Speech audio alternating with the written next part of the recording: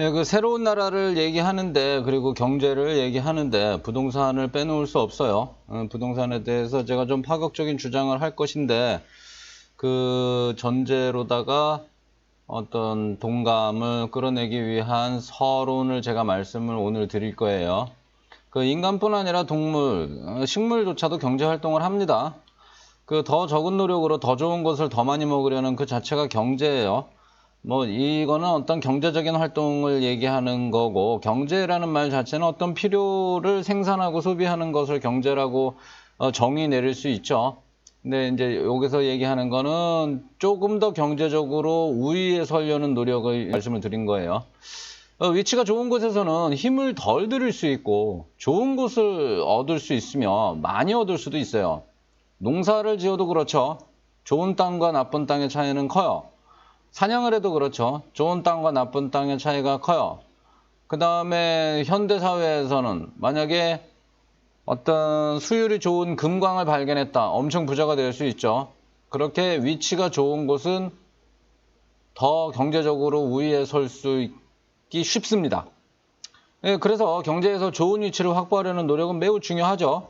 부동산이라는 거는 주택도 있고 농토도 있고 상가도 있고 이렇게 구분해서 생각해 볼 수 있어요. 주택은 소비형 부동산이고, 이건 뭐 제가 제 맘대로 분류하는 거예요. 농토와 상가는 생산형 부동산이에요. 공장의 경우는 설비와 노동과 자본에 의해 생산되는 것이지 부동산이 공장의 생산의 의미를 갖는 것이 아니기 때문에 부동산으로서 고려할 대상은 아니고요. 그 주택은 필수품이면서 안락함을 위한 상품이에요. 때문에 좋은 주택을 사용하기 위해서는 더 큰 비용을 지불하는 것이 당연하죠. 논리적으로는 원래 이래요. 그런데 언젠가부터 국가가 개입하면서 원하는 곳에 마음대로 집을 짓지 못하게 했어요. 그렇게 공급에 제한이 걸리면서 가격은 오르고, 가격이 오르다 보니 오를 것을 기대하고 또 올리는 투기 현상이 빈번히 발생하게 되었어요. 좋은 곳을 소비하기 위해 비용을 더 지출하는 것이 아니라 좋은 곳을 소비할수록 오히려 돈을 벌기까지 하는, 부동산 가격이 올라서 좋은 데 사는 사람들은 돈을 더 벌죠. 삼성동 아이파크 살거나 도곡동인가요? 대치동인가요? 타워팰리스가 어떤 대표적인 어떤 그 부자 아파트의 상징이죠. 그런 곳은 돈을 오히려 벌어요. 돈을 지출하는 게 아니라. 이거는 경제적 이치에 반하죠. 게다가 국가는 국민 모두로부터 거둔 돈을 좋은 주택지 환경을 더 좋게 하는 데 쓰고, 더 좋아진 환경의 집값은 또 오르게 되죠.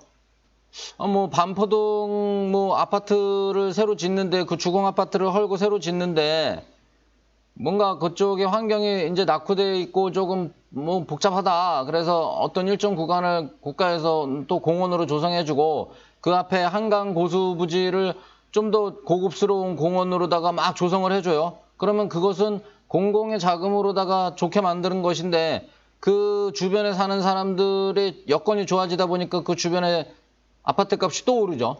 그냥 공공의 돈으로다가 썼는데 그 근처에 사는 사람들의 집값을 올려요. 이것은 공공의 돈으로 가치를 올리고, 오른 가치는 일부 개인들이 가져가는 모순이 돼버려요. 소유하지 않고 임차해서 쓰는 경우는 좋은 집일수록 더 큰 비용을 지불하게 되는데, 월세에 사는 사람들은 좋은 집일수록 더 큰 월세를 내죠. 이것은 자연스러워요. 그 다음에 이제 상가를 생각해보면, 상가는 손님을 끌어당겨 돈을 벌게 해주죠. 좋은 상가는 더 많은 손님을 끌어당겨요. 좋은 위치에 있는 좋은 상가는. 좋은 상가에서는 더 큰 이익을 기대하게 되고, 따라서 더 큰 비용을 지불하게 되죠. 월세가 뭐 이거는 그대로 시장 논리에 의해서 월세가 정해져요. 보통 임대차 계약을 맺고 비즈니스 기회에 합당한 임대료를 지불하며 사용하지만, 공공의 돈으로 상가의 가치를 올리고 주변에 전철역을 만들어 준다든가, 그런 오른 가치를 고스란히 상가 주인이 가져가는 모순은 마찬가지예요. 임차인은 그런대로 뭐 어떤 시장 논리에 맞게 사용을 해요. 근데 그 상가 주인, 그 부동산 주인은 어떤 공공의 돈으로다가 오른 가치를 부동산 주인이 챙겨요. 이건 모순이죠. 때로는 임차인이 가치를 올리고 오른 가치는 상가 주인이 가져가는 경우도 빈번한데, 이것도 더 큰 모순이라고 할 수 있죠. 장사하는 사람들이, 임차인이 열심히 장사해가지고 손님을 막 끌어들였어요. 그 다음에 그런 사람들이 많이 모인 동네가 뭐 홍대라든가 뭐 경리단길이라든가 이런 곳들은 어떤 임차인들이 열심히 아이디어를 내고 노력을 해가지고서는 사람들을 그 동네로 쫙 끌어모은 경우에요. 근데 그 이익을 누가 가져가요? 집주인이 가져가요. 이것도 뭐 여하간에 뭐 제가 인정을 하지 말자는 게 아니라 모순은 모순이에요. 토지는 식량을 생산하죠. 중세 이전의 사회에서는 거의 모든 생산이 토지에서 나오는 것이었고 토지의 가격은 그 생산성에 비례했었어요. 땅의 주인들은 생산성을 높여가지고 땅의 가치를 올리기 위해 땅을 고르고 울타리를 치는 등의 투자를 했었어요. 자기 돈으로 땅의 가치를 올리고 옳은 가치를 가져가는 합당한 체계였죠. 근데 앞선 주택과 상가의 모순이 토지에도 영향을 미치게 됐어요. 비정상적으로 높아진 주택과 상가의 가격 때문에 토지에 집을 지을 수만 있다면 엄청난 이익을 챙길 수 있고 이제 뭐 토지라는 게 쌀 생산의 가격으로 이렇게 환산되는 게 아니에요. 어떻게든 집을 짓거나 상가를 짓기만 하면 큰 이익이 생긴다는 어떤 그런 이익이 반영이 돼요. 그런 기대가 토지 가격에 반영이 되면서 생산성과는 상관없이 가격이 형성되는 모순이 발생했어요. 예를 들어서 서울 근교에 상가를 지을 수 있는 토지가 있는데 그 면적이 200평에 20억 원이라고 하자고요. 한 평에 1,000만 원이죠. 이런 땅 흔해요, 지금. 농지 200평에서는 쌀이 300kg 정도 생산된다고 하는, 제가 지금 뭐 조사를 해보니까 그래요. 쌀이 300kg 정도 생산이 된대요. 쌀을 팔면, 300kg 팔면 52만 원 정도가 되고, 원가는 52만 원을 벌기 위한 원가는 뭐 각종 투입되는 장비들도 있고, 뭐 트랙터도 써야 되고, 뭐 이런 것들 있죠. 원가는 30만 원으로 계산해서 대략 20여만 원의 소득을 기대할 수 있다고 해요.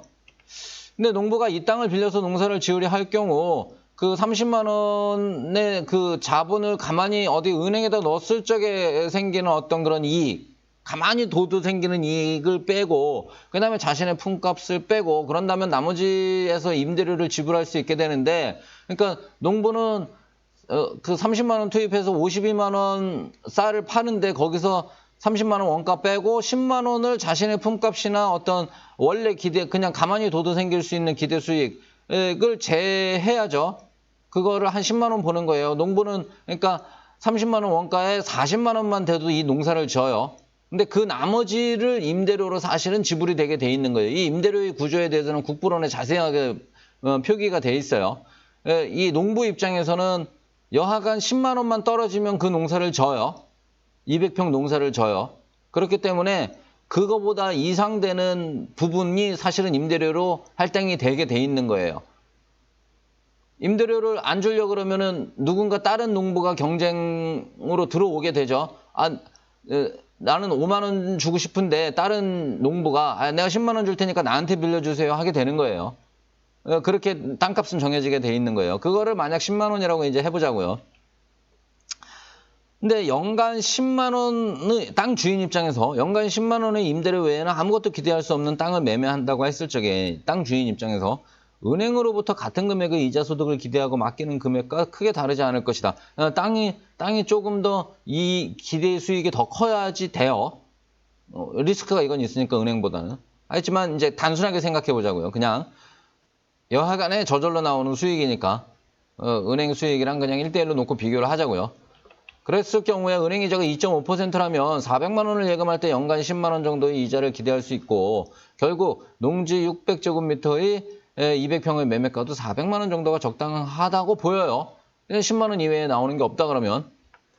하지만 이 농지에 상가를 지을 수 있기만 하면 400만 원짜리 땅이 20억 원이 되는 것인데 실제로 어떤 땅에 상가를 지을 수 있을지는 순전히 사회 제도가 정하는 것이고 농지의 어떤 토지의 어떤 지목이라 그래요. 그 토지의 목적.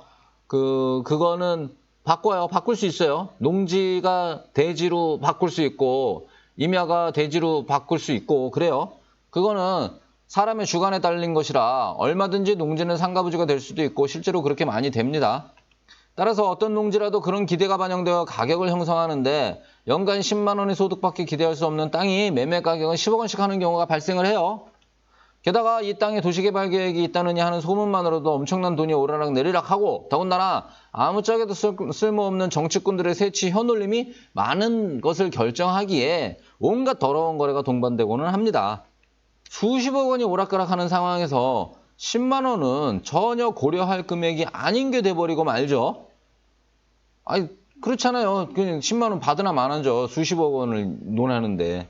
누구도 이 10만 원을 15만 원으로 올리려 노력하는 따위는 생각하지도 않아요.